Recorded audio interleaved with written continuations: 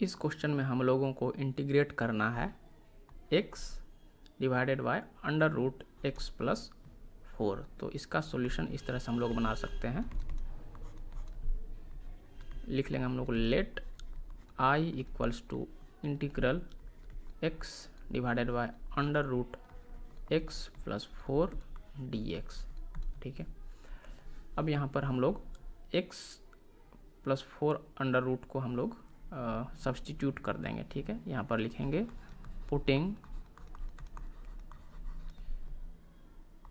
t equals to under root x plus 4 we get. ठीक है, इसको हम लोग स्क्वायर कर देंगे तो मिलेगा t square equals to x plus 4, यहाँ पर लिखेंगे बाय स्क्वायरिंग, ठीक है।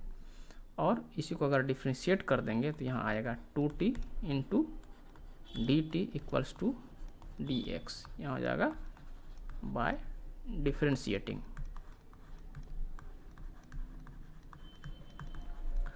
अब आप लोग सोच रहे हैं कि यहाँ कैसे आया। ठीक है, इसके लिए इसमें मैं थोड़ा सा एक्सप्लेन कर देता हूँ। ठीक है, इसको अगर डिफ्रेंशिएट कीजिएगा तो इसको इस तरह से लिख सकते हैं d t square upon d x equals to d of x plus 4 divided by d x.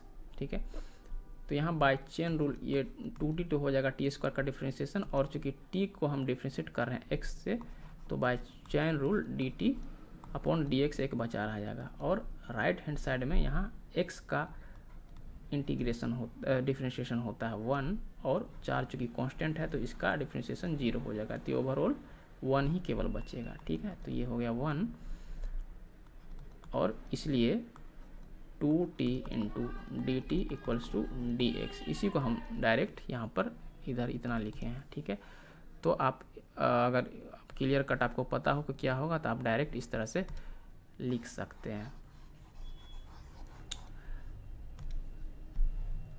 और यहाँ पर एंड ऑल्सो अभी हमको x को भी ऊपर सब्सटीट्यूट करना पड़ सकता है, तो ठीक है, तो इसके लिए हम लोग यहाँ पर इस वाले इक्वेशन से ले लेंगे x equals to t square minus 4। अब यहाँ पर लिखेंगे by using the above results we can write हम लोग क्या लिख सकते हैं, i इक्वल्स टू इंटीग्रल, यहाँ था x ऊपर में तो x के जगह हो जाएगा T square minus 4 divided bye नीचे था अंडर रूट एक्स प्लस 4, तो अंडर रूट एक्स प्लस 4 को हमने माना हुआ है t, तो यहाँ नीचे t आ जाएगा। अब रह गया हमारा dx, तो dx हमारा यहाँ पर डिफ्रेंशिएशन से आ रहा है 2t इंटू डी टी, तो ये हो जाएगा 2t इंटू डी टी। अब यहाँ पर हम लोग देख सकते हैं कि यहाँ t ऊपर में है, t यहाँ पर डिनोमिनेटर में भी है, तो ये दोनों कैंसिल आउट हो जाएगा। तो इसको हम लोग लिख सकते हैं 2 इंटू, यहाँ ये 2 कांस्टेंट है तो इंटीग्रल साइन के बाहर लिख सकते हैं T square minus 4 into d T.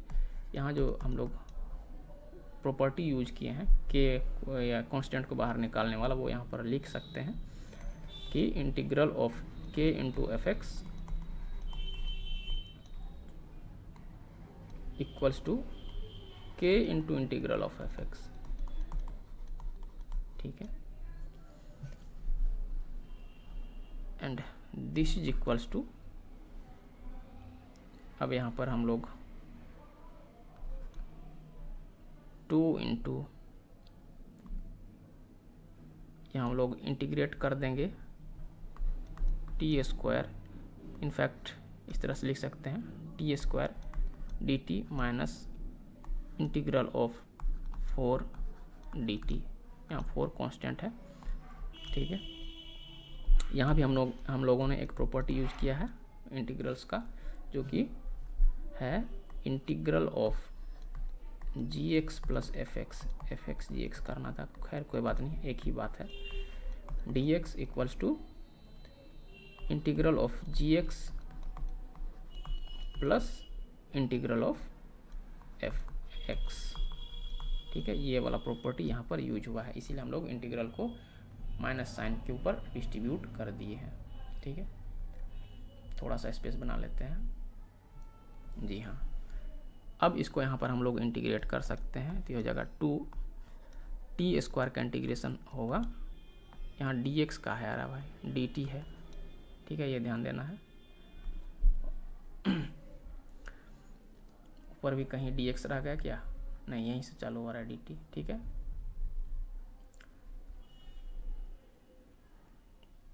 In fact यहाँ जो हम लोग ये रूल वगैरह लिखे हैं, इसमें x का चर्चा ही नहीं करना चाहिए, क्योंकि x यहाँ पहले से क्वेश्चन में वेरिएबल के रूप में यूज हो रहा है, तो कन्फ्यूजन क्रिएट हो सकता है। इसलिए यहाँ पर हम लोग लिखेंगे, यहाँ पर प्रॉपर्टी यूज हो रहा है k into f of u d you.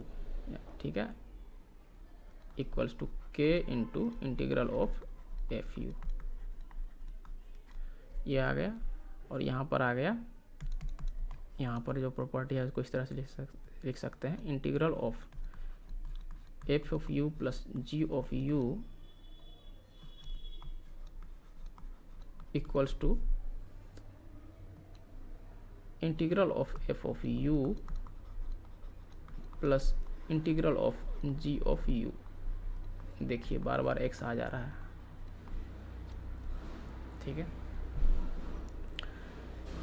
तो यहाँ पर ये वाला प्रॉपर्टी यूज हुआ है। ठीक है, ये हो जाएगा t³/3 प्लस एक कांस्टेंट ऑफ इंटीग्रेशन माइनस, इसको डायरेक्ट हम लोग लिख सकते हैं 4t प्लस एक कांस्टेंट ऑफ इंटीग्रेशन।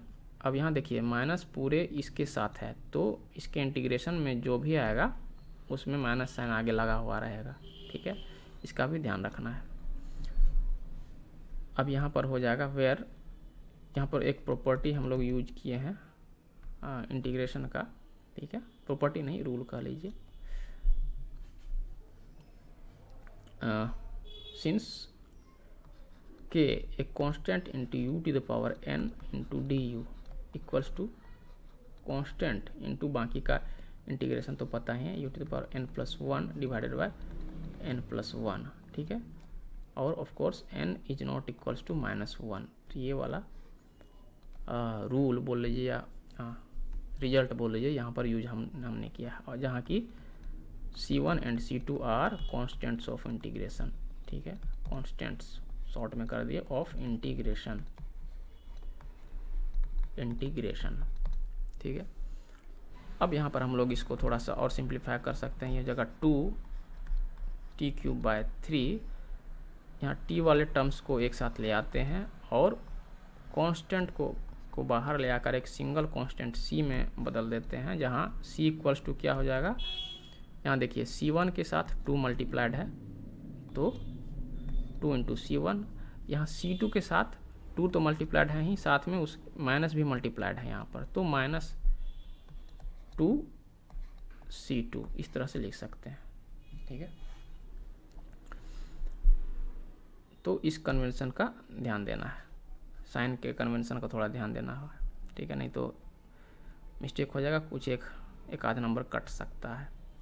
तो यहाँ पर हम लोग t कॉमन है यहाँ पर, तो t को भी बाहर ले आएंगे, तो हो जाएगा t²/3 minus 4 plus c।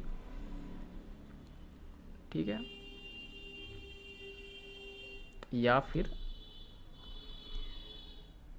2t/3, 3 यहाँ कॉमन लेंगे तो यहाँ बचेगा t² माइनस यहाँ 12 आ जाएगा प्लस c। जिन्हें दिक्कत हो रहा है, ये चूँकि बटे यहाँ पर 1 है, तो आप यहाँ अलजेब्रा का थोड़ा सा रूल लगा सकते हैं। ठीक है, ये हो जाएगा।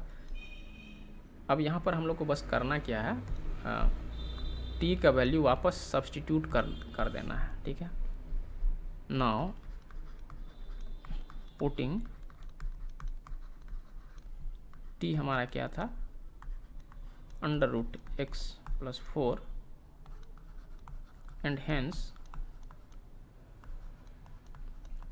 t² equals to x+4। ठीक है, ये भी था। वी गेट, ये दोनों इसी से आया है, एक दूसरे एक ही जैसा है, ठीक है। तो इसी को स्क्वायर करेंगे तो ये आएगा we get I equals to, यहाँ होता है 2t, 2t के जगह हो जाएगा x प्लस 4/3 या फिर 2/3 x plus 4 into t square हमारा x plus 4 minus 12 plus c, जो कि हो जाता है 2/3 into root x plus 4 into x minus 8 plus c। यही है हमारा सबसे सिंपलेस्ट फॉर्म इसमें, तो यही हो जाएगा हमारा आंसर। तो ये था इस क्वेश्चन का सॉल्यूशन।